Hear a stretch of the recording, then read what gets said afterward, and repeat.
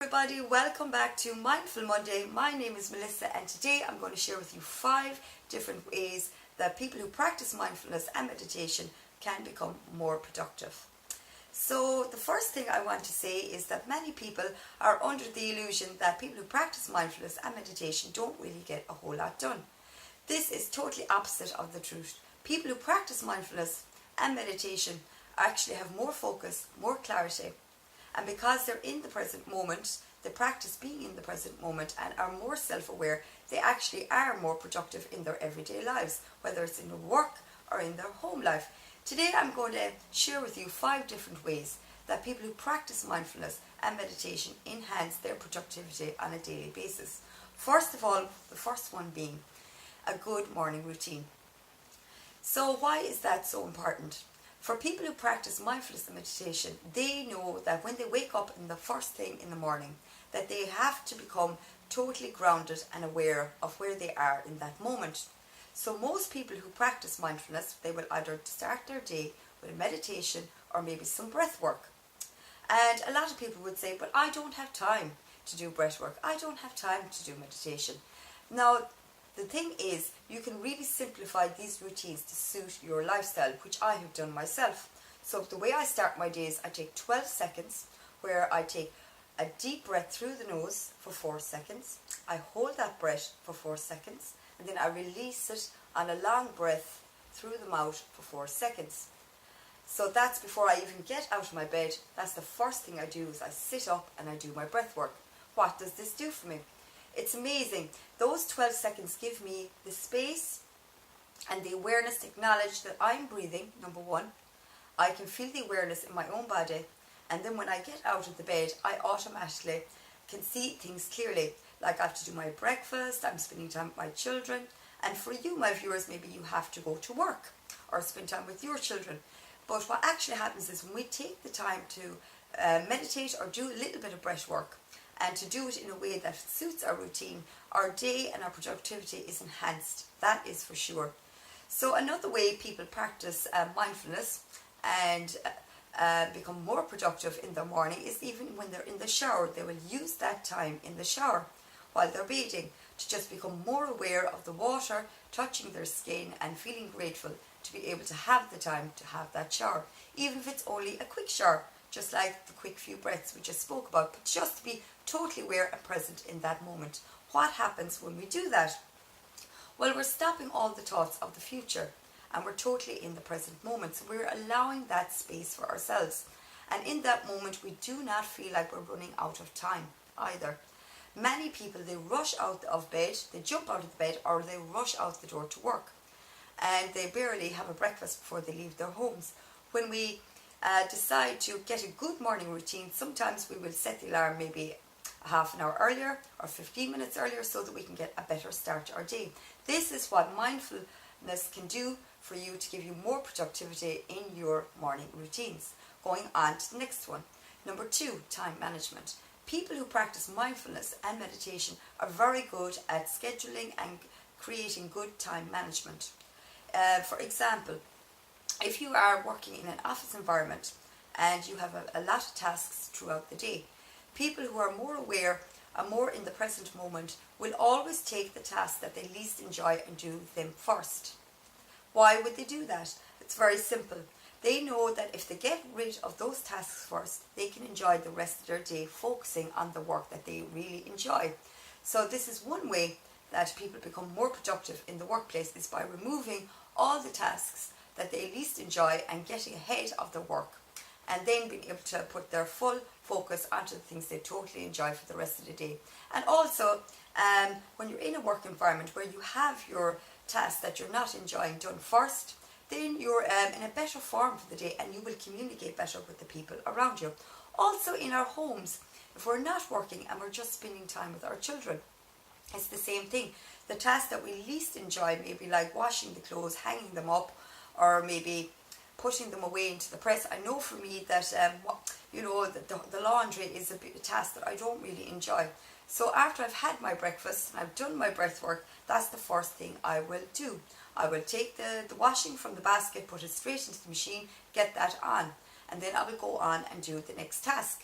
So I immediately start with that, to know that that's going in the machine and I don't have to think about it now. So I can all just move on to the next thing, and then when the machine stops, I straight away start to take them out and hang them on the line or put them in the dryer, whichever it may be. But by removing the tasks that I don't like, it gives me more focus for the day, and now I can spend time with my children. I don't have to think about, oh, I have to go back and put away the clothes. Everything is done, and I can focus on the food that I want to cook, which I enjoy cooking. So then my focus can go into that. So this is another way that practicing mindfulness and meditation can enhance our time management. Now, another way that mindfulness and meditation can help us is also in our emotional states. Through our day, we go through different varies of emotions. If we've had a stressful day, say the workload is a little bit heavier today and you weren't expecting it, when we practice mindfulness, we are more than likely going to have a better reaction to unexpected challenges. We know we have the tools to be able to just relax into the moment, to realize that this too shall pass, and that we need to be able to ground ourselves to deal with the task that we have been given, whatever the challenge may be.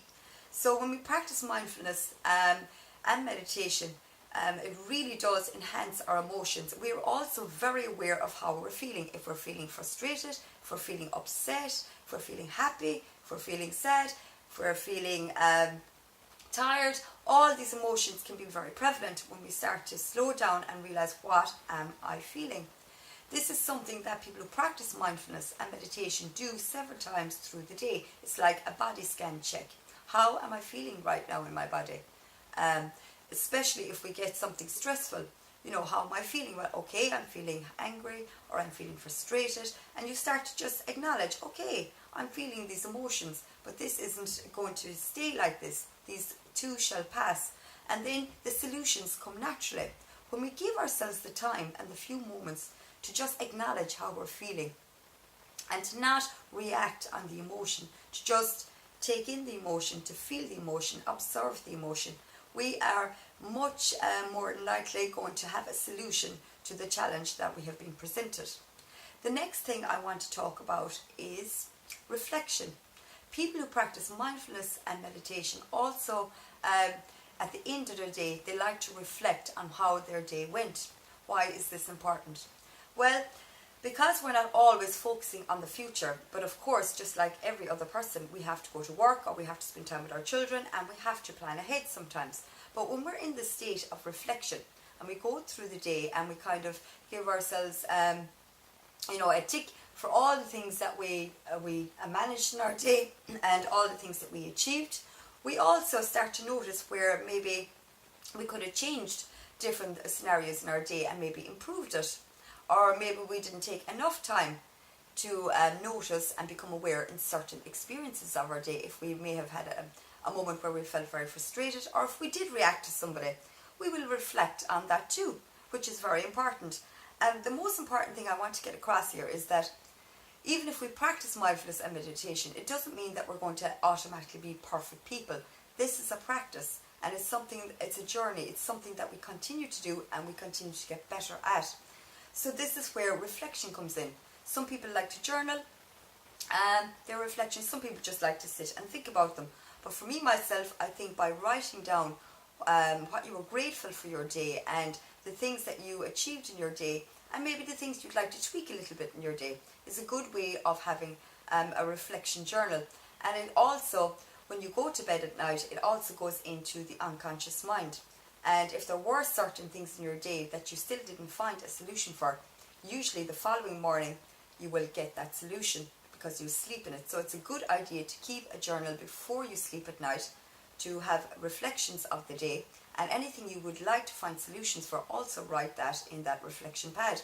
And more than likely you'll be surprised, but the following day you will see when you sleep on that you will come to solutions much easier and much quicker. Finally, night routines.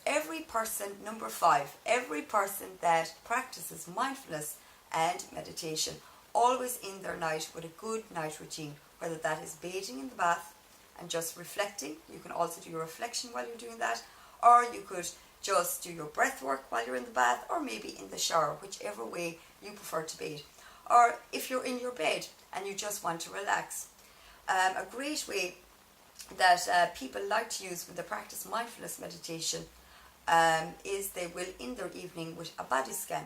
This is where the person lies in the bed and they play a guided body scan, or they decide to do it themselves. Sometimes I like to do this myself because I don't really like to have technology in my room if I have a phone, but it's really down to the individual. So all I do is I lay on my bed and I start to notice from the top of my head all the ways down to my feet, how am I feeling? So I ask myself, how am I feeling right now? So I start to notice my head, see how my head is feeling, is there any pressure, is there any pain? Then I go to the neck and I repeat the same scenario. I go to the shoulders, do they feel loose? Are the muscles tight? Then I go down to my arms, to my hands, and the scan basically goes the whole way down through the body. What actually happens is, if you have any aches or pains in the body, you start to notice them and you start to become aware of them. And sometimes I do find, even if I go to bed with a headache and I start to notice and just place my hands on the area where it's sore, and I place my hands there and I just start to relax and breathe, that headache sometimes goes away. So it's an amazing thing, a body scan. And also you will notice that your body will start to relax when you start to tell yourself to relax. Now I'm going to relax the muscles in my shoulders, all the tension is leaving. It's amazing how the tension actually releases on the shoulders. So simple things like this, and also in a good night routine, the most important thing that I nearly forgot that I have to mention is that you really should have all screens off an hour before you go to bed. People who practice mindfulness and meditation, they don't watch TV an hour before they go to bed. They don't be on their phone an hour before they go to bed, because they know that this is their time for their body to come down. They also dim the lights, they have a good temperature in their room, and their bed is going to have a good solid pillow that they feel relaxed on, and also nice bed covers that they feel comfortable in. So it's so important to have a good night routine, whichever way that may be for you. Also, people like to drink maybe a chamomile tea to help them to relax if they need it after maybe a stressful day. Or even sometimes a foot soak is an amazing thing. Like for me, sometimes if I've had my shower in the morning and in the evening I don't have time to maybe go for a long luxurious bath after putting the kids to bed, what I will do sometimes is take out a nice foot bath and just fill it with nice warm water and soak my feet. It's amazing how much relaxation this gives me after after a stressful day, to be able to just sit down and relax my feet, because our feet work so hard for us. And also what you can do while you're doing that is do your reflections in your journal. Now, there's so many different ways that we can enhance our night routines. So it's really down to you as an individual to tailor your life around your morning routines and your night routines, and to tailor your life into your different ways, we'll say for your time management and for your reflections and all of the above that I've already mentioned. So mindfulness is not actually an instructional way of living. It's just basic ways that you become present, you become aware, you realize what you want, what you don't want, what feels good, what doesn't feel good. And you also get the empowerment of being able to, like I said earlier, challenge yourself and do the tasks that sometimes you would back away from. So this is 5 ways that meditation and mindfulness can enhance your life. I hope that you enjoyed this, and if any of you out there have any questions, please drop them in the comments below. If I can help you, I will. And I'm going to give you all a great big kiss. I hope you enjoyed this video. Bye for now.